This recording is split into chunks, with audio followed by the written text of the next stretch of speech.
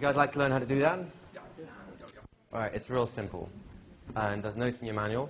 Basically, the basic idea is we're going to separate behavior from intention. The reason there's a conflict is because we have, remember that little split-off thing? There's a part of her that's been split off that's trying to protect her from harm, but there's no other stuff that's going in there. It's not allowing anything in. And part of the reason is because, if I may say so, this is a mistake we all make pretty much on a routine basis. We think it's bad. It's like a hand we want to cut off and throw away because it's just getting in our way. Why do we think it's bad? Because the behavior gives us a negative consequence. Does that make sense? So what do? We go beyond the behavior to the intention. Now here's a crazy thing, and you heard it happening here. It's a classic moment. When you go to the positive intention, both sides end up having exactly the same intention. Did you hear that? They end up having exactly the same intention. And that's when the first surprise hits in. That's the first bit of integration. And you saw it happening when she's like, what? And that's when the integration began, and then the hand started moving with a little bit of help. And then the symbol came together, and then, of course, the integration completed with internalizing it. But the key thing is, it starts off by realizing we want the same thing. We're fighting the wrong battles down here. Does that make sense? Go ahead. Can we have a microphone down here? Oh, I've got one behind. It's like a pantomime. It's behind you. Where? Go ahead. So if the client isn't telling you, you have to frame it so that the two opposing things. Okay, here's how, I'll talk you through the process and I'll tell you kind of what happens step by step, right? So you first of all identify conflict. You all see that happening? Yeah.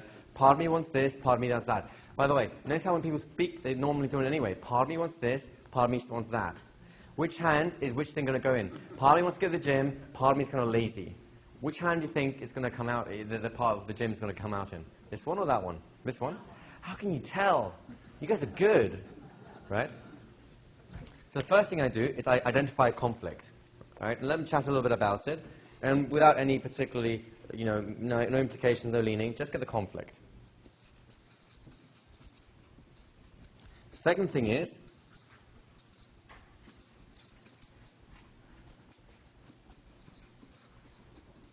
you get catalepsy in the hands. You just bring a hand up and say, so if of these two parts, which one of them do you think is more likely to fit in this hand? I mean, if you had to kind of come up with a symbol that represents it, which one would it be? Would that be the part that wants to go to the gym, or the part that wants to just be lazy? The part that wants to do the work, or the part that's preventing from you doing it, right? And then you get whatever that is. Now, meanwhile, of course, I'm doing the biggest touch and whatever, and the hand, and that's resting there. So now I pick up the other hand, or you can do both hands and just focus on one first and the other. The key is you're now ascribing sides to each hand. One hand is the positive, one hand is the negative. It has a visual symbol because then you have the double whammy of the integration, which is the symbols coming together, which is a beautiful little whammy when it happens, right? And the hands are cataleptic. So now they're sitting here in the chair, hands cataleptic, which is basically a bit of a trance response already occurring. They're focused on the positive and the negative. And you begin with the negative side, right?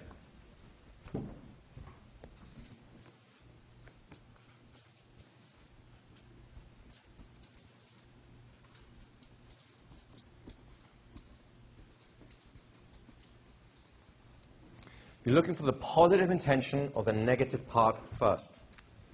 So, negative part here, what is it about? And typically it'll be things like, oh, it's trying to ruin my life, right? And you go like, why would you want to do that? I know, because it's evil, right? That's where some people want to go.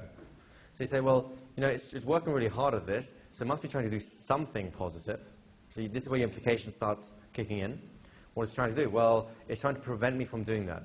Why am I to do that? Well, to stop me from feeling failure, say, or stop me from, getting upset, or, protect me in some way. Protection is usually a big thing that goes with the negative sides, right?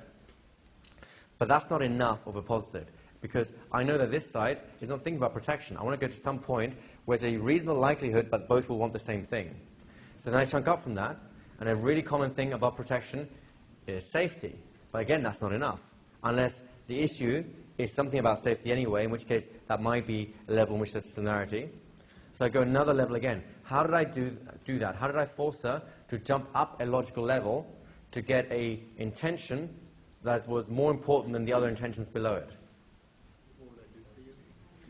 What would I do for you? And importantly, you're echoing back the original intentions. If you're being protected, and you're not being hurt, and you're feeling safe, what does that do for you? So what does it do for you is one question. The other question is, how would you be as a person? So those are two basic questions on that. But you have to summarize it after summarizing all the little pieces of the other one. Does that make sense? Yeah? Can we have a question over here? What would I do for you, and how would you be as a person? Over here, for Dave, a microphone. At the back. Run, rabbit, run, run. Thank you. Just to reinforce this, can you just continue going on with the Lazy Gym Association? Sure. Thank you. So, not that it's yours, of course. Projecting. So let's say this is the lazy part. Why would it be lazy? Well, because let's say it's to protect me from feeling insecure, right? Because I'm going to go to the gym and everyone's going to be looking fit and I feel a little bit bad. So it's draining my energy so that I don't go to the gym, so I don't feel insecure. Why don't I feel insecure? Because it wants to, I don't know, protect me from that, fine. Why would it be protection if I'm protected and I'm not feeling insecure and I'm not going to the gym and seeing all these things? What does all that do for me? Well, you know, I'd feel good about myself, right? So it might be something like, I wouldn't challenge my self-esteem and I end up feeling good about myself. So now I've got something which is a high level, what's called normalization. It's a high chunk. It's a big picture thing, right? So when I have something like that, and typically things like feel good, feel love, success, right? These are the typical big labels you have, and you always start with the negative first. Then you flip onto the positive, and you ask, what does it want? Now, it will get to the same place much more quickly, as you saw happening here, right? So typically it'd be 1, maybe 2 leaps. So why do you want to go to the gym? Well, so that I get fit and strong. Why do you want to be fit and strong? So I feel good about myself. But, shock horror. Are you telling me that they both want the same thing? This is like the first moment of truth for people, where they realize, my God, these things both want the same thing. Now, if you want to emphasize it, you can say, you, as the grown-up or the adult around here, you recognize that they both want the same thing. They're kind of fighting each other, and it makes no sense. You can recognize that, but they don't see it yet. So now that puts them in the position of authority with respect to the other parts, right? So we get the positive intent of the negative part, the positive intent of the positive part, and these two must match each other. There must be the same value, essentially, the same intention. If they're not, you've got to go back to the negative side. It's a little less clean, but you go back to the negative side and go up a few steps again, and the other side again, and then eventually they will meet. If you go high enough, they will eventually meet. It can't not happen, right? So then, you do the reframe. The reframe is, well, do you realize that they both want the same thing? Wow. It's just, you know, it's doing it in the way it thinks it knows how, and it's doing it in the way it thinks it knows how, but they're really fighting each other, but they want the same thing, so it's not making any sense. It's really important at the reframe stage, for a lot of people, that you draw the distinction between behavior and intention. Why? Because otherwise you get stuck on condemning the behavior and have no power to change it by honoring the intention. Does that make sense? Would you resist or persist? Would you accept? You gain the power to transform. Right? So you reframe them all. Once you reframe them, you now give it extra leverage by finding resources that each side can use. What's the negative side have? Well, no matter how bad they think it is, it's bloody persistent. It's not going away. That's a great resource. How many of you would like to be more persistent about doing the things that make you successful and happy in life? Right? Only half of you? Come on. Right? So if you had that kind of tenacious persistence about that, wouldn't that be a valuable resource to have? Right? So that's always a default if they can't think of anything more. On the other side, of course, they'll think of lots of resources that will help, and this is the important thing, not the behavior of the negative part, but it's intention. You're always going to the intention. Make sense? As you saw here. Now, you've reframed, you've collected resources. Now comes the moment of truth, the reintegration.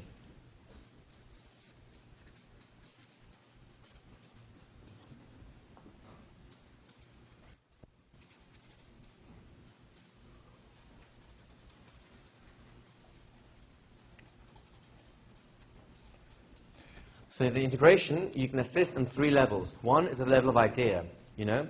These resources, notice how I talk about the negative side with the positive resources and the positive side with the negative resources. So, you know, the persistence of being lighthearted and being lighthearted about, what was it, being grounded or something like that. You know, you start mixing it up so that this side ends up having this resources and vice versa. And always framing it back at the major value, which is to feel good, to feel good, to feel good. Simultaneously, the hands, I start nudging together, right? Often they'll start being drawn together anyway. If you want to do it subtly, or if you want to get them to move, and they're not starting to move already, can I just borrow someone with large hands? I'll borrow you for a second.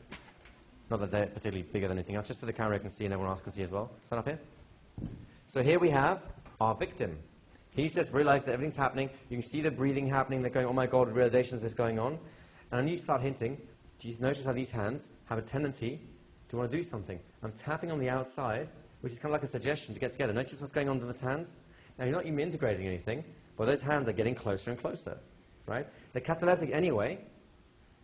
Now, you can also do like non-verbal suggestions like, you know, things are coming together, right? Do you see what's happening in your hands? Things are coming together, right? I'm not saying anything, but it's almost like, you know, these two things are, you know, this is happening and you all want to feel good, but things just start coming together at some point. So as these hands start doing their job, so you see I'm overloading him with my language whilst giving him constantly non-verbal suggestions, right? And notice what's happening. Thank you very much. Free movement returns. Yeah. Back to the room. Do you see what we're doing? You also said hand in hand. Yeah, that was just a nice little pun. You can play with that, right? So I'm at the level of ideas, which is the intention. I'm at the level of the physiology, which is the hands and the little taps to make them come together and the non-verbal signals. I'm also the level of symbols. Remember I said, and when those hands finally touch, those symbols will blend and merge and become something new, something better than either on their own could have been, or the sum of the parts. Something along those lines. Make sense? You saw those stages, right? The final stage is really simple. That's really an integration. When the hands come together, it's pretty much integrated. Now, you just internalize it. How did I internalize it here? Bring the hands in, close your eyes, and really, you know, be with that, or accept that, or breathe it in, or feel it. Whatever is appropriate at the time. You can make up your own language, but you get the idea of it. It's a no-brainer, guys. Right? It's a no-brainer. It takes 10 minutes to do. It takes 10 minutes to do. Just go through this. The only bit which can be a little bit challenging is this bit here, until you get used to it, which is getting to the point where you have in particular, on this side, a positive intention of a negative part, which is high enough that it's pretty likely that the other side is going to have exactly the same intention. That's the only bit where you have to do a little bit of focusing on. Does that make sense? The rest is just mechanical steps, right? Incidentally, on day 1, this is what I was doing with the dreams, the equivalent of that, but with language. Does that make sense? When Wendy was feeling a little ill, is a sense of the unconscious was probably giving her a message, and I didn't want to take the secondary gain of that away. The message should still be heard. So I was basically saying, to the extent that you have a dream that you learn about this, you won't need to have this anymore. So it's basically saying, to the extent that you have the reasons of this here, you won't need this reasons, you won't need this having anymore. To the extent that you feel good, you won't need to be doing this anymore. That's essentially what I was saying to it. So this concept can be translated in many different ways. Don't worry about it so far. I really don't care about you getting too conversational with the last 2 patterns, because turning into something conversational can be quite should we say, technical. Once you get used to the feel of both of these, 3 and 4, then doing into something conversational will start happening spontaneously by accident, and you'll realize after having done it a few times that you have. But it's only, hindsight. Can we have a microphone over here? Hello, Wendy. Just talking about you. When you talk about the conflict, you talk about finding a symbol. What would be an example of a symbol? You know, what Hey, was I Nina's don't know. What was Nina's symbol? So, like, What were your symbols? Or do you know, if you want to share them, you can say that. The negative one was. So let me just get the microphone so everyone can hear. It's on. The negative symbol was a red pyramid, and the positive was a yellow ball. Red pyramid, yellow ball. Makes no sense, but it makes sense to the unconscious. and when the hands join, the symbol changes to something else. Yep. Yeah, it changed to a golden heart that was double the size. Ah, yay! Now come on, that's worth a proper clap. Over here, someone. Who has the microphone? Hello. Ah, there you go. Number 5. Microphone on. Sorry. Number 5 and number Yeah. 6. Reframe and resources. Right. So you reframe when you're reframing. Could you explain that back to the symbols again? What are we reframing? So again, here's what we're doing. We've got the positive intention of both these things, to feel good, right? Now, just because both want to feel good, that doesn't mean that the nervous system is connected to the two at the top yet. We don't realize this yet. So you have to point out, first of all, to the person, like not to the hands, because the hands now have the parts separated into them. The person, hey, do you realize that they both want the same thing? So that's the reframe part when you make them aware. The shock. You make them aware, hey, they want the same thing. Isn't it silly of them to fight like children? They want the same thing. And it's a good thing at that, right? So that's the reframe, to realize that there's a reason for them to come together. That begins the linking. And you saw it happening here because she started breathing heavily, and my read on this would be her mind started spinning because of the way her head was moving, right? That's my read on it. And maybe I was wrong, but I don't think so. Then you get resources, which is, the next side has certain resources, tenacity, groundedness, etc. The positive side has resources, and they can both use each other's resources to get the feel good. That way, it gives them a motivation to do this. And then you do the whole integration step. Go ahead. Thank you. You had mentioned, while Nina was still up there, the states, the state of the person. And you had mentioned also that if they're kind of like blowing through it, you don't really see any physical changes, or you don't see physical states. What's your reaction at that point, or how do you counter that, or what do you do in that case? Well, first of all... If somebody is trying to snow you that they're in the process. Sure. First of all, not everyone shows states as clearly as Nina did. So it's just some people are more reserved in expressing their emotions. It's just a question of being a little bit more sharp in the way you watch for signals, right? The next thing is to realize that this is the cleanup process after a lot of other things. So if they still come back to you after all the other things, it's much less likely that they'll want to fob you off at that point. If it's going to happen earlier on, and the other patterns take care of it more elegantly, so you have less concern here. So it's much more robust because of it. Make sense? Thirdly, if it happens despite all that, you do exactly what you do with all the other things when they don't quite work the way you do. You don't get the emotion you want, or someone doesn't think about the language pattern properly and just dismisses out of hand. You become more insistent. In other words, you add pressure. For example, now really think about that negative side. What does it really want? And it goes, oh, I don't know, it wants light and happiness. Do you really believe that? Do you honestly really believe that? Well, maybe. That's what I wanted to want. Come on, between you and I, cut the ball. What do you really mean? So you really put the pressure on, because then you get a genuine response. That's the only thing you can do. And the pressure plus the attention is the same thing again, right, guys? Pressure plus attention plus intention, or implied meaning, gets you the result. Great question, by the way. I'm sorry, can I ask one? Sure. Can I have one follow-up? Sure. You had mentioned before that normally in a case like this, you're not going to be coming out of, because it's a week later. So this is like coming from the start of a session, correct? So you're saying... I'm sorry, I was confusing, I'm sorry. You were saying that normally reintegration is because you've had success, they've Exactly. gone for a week or two, and now it's falling back. Exactly. So that this is really like the beginning of a session then? This would be the beginning of the session. This would be the whole session. Okay. Basically what will happen is they'll call up and say, that work you did didn't really work right. I say, well, what happened? It worked great for 2 weeks and then pop, right? Oh, okay, we'll come back in. There's one little piece that we need to still clean up, and it's unusual, but it's no big deal. I know exactly what's going on. Come on inside. They come in, they sit down and say, so tell me what happened. well, I was doing this, and then suddenly this happened. I said, oh, so you mean like part of you wants to do this and part of you wants to do that? Sure. Well, the part of you that wants to, wants to, say, faint when you over here. The part of you that wants to be better than that, and you actually work, was having the upper hand for the whole 2 weeks over here, and then you just go right into it. It's a quick session, right? 10, 15 minutes. Right. You still charge a full feeder. Go ahead. Do you ever involve any additional parts, or ask for like creative parts, how they can work together, or is there any parts that I like to eliminate parts rather than create them. Okay. It's not about being one person rather than being fragmented. So, and I'm serious, I'd rather have that and assume all the things are there anyway. So my aim is to avoid as much as possible creating parts. I'm about integrating them so the person has totality rather than splitting off things. Thank you. I mean, you can do it if you want, but well, I would still reintegrate it again afterwards. Also the question, are there any parts that object to this? Is there something else going on? If their hands aren't moving? Well, if you do the presupposition originally, properly, in other words, you really get the negative part out here and the positive here, it has all of what needs in here, and it has all the other things in here. So if something's going to object to it doing anything, it'll come out here. And if something is going to object to this doing its thing, it'll come out here. You just have to make a very clear or clean distinction between the two, and that feeds into the symbol. Thank you. You're very welcome. Over here. So on the negative side, if someone's taking a while to really get to the true positive intention, I could see that well as a strength, to apply pressure and then they're really focusing.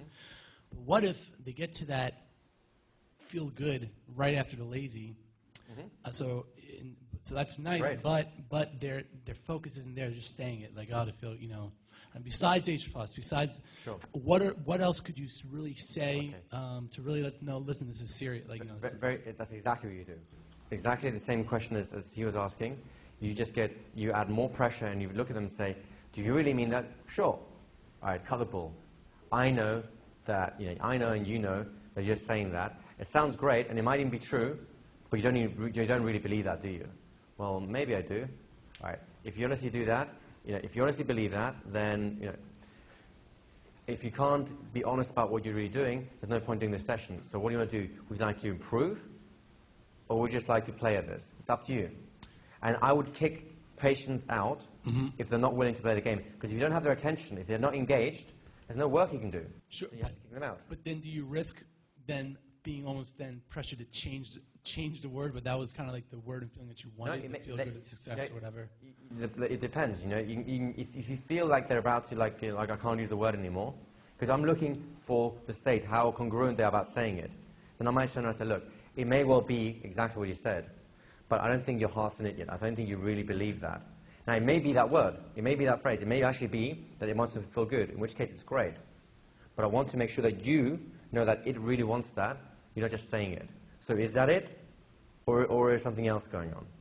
Right? So you just use language like you would with a friend who's not being entirely upfront, but you're not going to put words into their mouth, but you're still not being entirely upfront, so you just do the same thing you do with a normal person. Yeah, you just pretend that the part is that person. So kind of get them off of the autopilot response. Exactly. That's exactly right. That's the perfect way of putting it. Thank you. Thank you.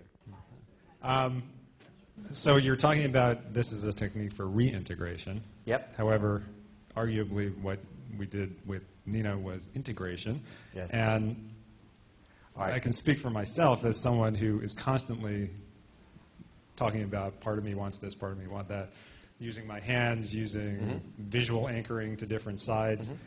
If somebody comes in just having parts that want different things, couldn't you just move right into this as a technique to solve the problem in the first place? Absolutely. Now, first of all, to the reintegration integration point, should I tell you why I call it reintegration rather than integration? Well, in the London course, it was called integration. But then it was pointed out to me that my 3 R's are actually 2 R's and an I. I couldn't have that. This is true. Seriously, ask anyone who's been in London. That's exactly the truth. And the second point, you absolutely, like going back to what happened with what we talked about here, you can do anything with any technique if you know how to do it well. So if you want to just bypass it all and go straight to this, great, do it. And realize that if for some reason something didn't quite work out, you may want to go back to square one, start with a blitz, then move on to mind-bending language, regression, etc. If you do it at the end of that process, then it becomes a pure mechanical cleanup process, and it's a lot easier. If you do it as the actual intervention, you may need a little bit more subtlety in terms of making sure that they're engaged, like we were talking about here, and that the right things are coming out, etc. You can do it, absolutely. It just requires more subtlety on your part. Make sense? Good question. Hello. Yeah, Igor, I've just got a question, once again, centered around the presuppositions. The first of the two, getting the positive intent out of the negative behaviour. I think we used an example briefly there about the gym. I was just wondering how we managed to turn lazy into feeling good. We don't turn it. It's just a higher order intention. So, why would someone? Let's put it this way: I'm feeling lazy, right? I'm not going to the gym. I'm feeling lazy. That's the experience I have, right? Why would someone or some part of you want you to feel lazy, right? Well, it's so that you don't waste energy, say. Okay. So if you're not feeling lazy, if you're feeling lazy, not wasting energy. What does that do for you? Well, it gives you more time to be, say, creative, right? Which is a nice positive intention. So if you're being creative, why would you want to be creative? Why would it possibly want you to have more creativity in your life? Well, so I can feel good about myself. See how that works? I can understand it when you say it like that, yes. And I'm just making it up. The best test is when you do it with real people in about 4 minutes' time. To actually do it with someone, that's the best test of it. You're looking for a higher order positive intention. Make sense? Go ahead. And you guys will all, by the way, you all guys will all get an experience of this. It'll be a very quick experience. And if you get no further than the intention on the negative and positive part getting to the same point, the rest is mechanical. I don't care. If you get to that point, I'm happy with you guys because that's it. That's the hard bit done. Go ahead, Rashid. So you said this is this reintegration is really like the cleanup process, but I'm kind of looking at this and thinking, couldn't you use this actually to create the magic moment in the beginning as just to convince them that this is something going to benefit them? Sure, absolutely. I mean, back to the two questions we had here. You can use any technique to do anything. The only reason for putting it at the end of the process is because it becomes easier to use because a lot of the other things that could go wrong have already been cleaned up by default. That's the only reason. But anything can do anything you want it to if you have enough skill and subtlety and can interact in the proper ways. Absolutely, no problem at all. You guys, one more, go ahead. So what happens if if through the whole process at the end, they're sort of integrated, but they still don't know what to do? They don't know whether to go to the gym or not, and they're still kind of confused, or they just they don't know what to do. Do the integration, you'll find out that they may not know what physically to do, but they'll be empowered about it. Do you know what to do about starting a therapy practice or not? Do you know what to do about it? Has no idea. But how do you feel about it? Just doing a good job. Just doing a good job. This is her theme. So what's probably going to happen is, now as when she goes back to Slovenia, and do you mind if I share about your medical background? I have anyway, sorry guys. So she's a doctor and she'll be in practice. Now, instead of having the conflict of like, I should do it, but I don't know if I could, she'll say, well, you know what? You need some hypnosis. Come in next Tuesday. It's €100 or whatever the charge is. And done. Next one. Exactly €100. Is it? Good girl. I like the way you think. So then it's a no-brainer. Before, it's like, I should be invited to this. I don't know if I may. That conflict is playing out internally. When there's no conflict, when an opportunity arises, it's like, oh, this is what I need to do. Now, if the person, for example, is thinking of starting a business and has no business know-how, will they suddenly become Mr. Wealthy? Will the universe throw money at them? Unlikely. They still need to do things and have certain business skills, marketing and getting out there and talking to people, etc. Only this time, there'll be nothing in the way pulling them back just at the point where they're about to do things that might get them there. Right? They might start thinking like, hey, I'm doing all this fun stuff and nothing's really working. You know what? I might do a business course or a marketing course. Right? Or I might hire a marketing coach or guru to mentor me through the process. But now they're being creative about it all again. So it's not about finding a behavioral solution. It's about being empowered in terms of state to be able to have choices again. Does that make sense? Yes. Thanks. Plus, all the stuff you did before, remember? That's why it's at the end of the process, not at the beginning. If you've done all the stuff beforehand, they'll already have behaviors in place. This is the icing on the cake. Well, now, if you want to move it in a different portion of the sequence, that's fine. Just don't blame me if you have to work harder with it. You can do it. But if you put it at the end, it becomes a virtually mechanical process, provided you get these bits here right. Right? Right. Any other questions, or should we just do it? Let's do it. Okay, here's what we're going to do. 10 minutes apiece. It's now 5:30. 10 minutes apiece. What I'm going to ask you to do is, okay, if after, say, about 6 minutes, you haven't got past this yet, right? Feel free to keep going. But at 10 minutes, we're going to cut it short. Even if you only go to this point here, that's fine. And switch to the other person. Don't complete. It's enough that you have this. This is the hard bit, right? At 10 minutes, do switch roles, no matter how far you've got. Let the other person get as far as this. Now, you might complete all the way through, in which case it's great. But if you only get this far, then that's really the hard part. Does that make sense? The rest is just mechanical.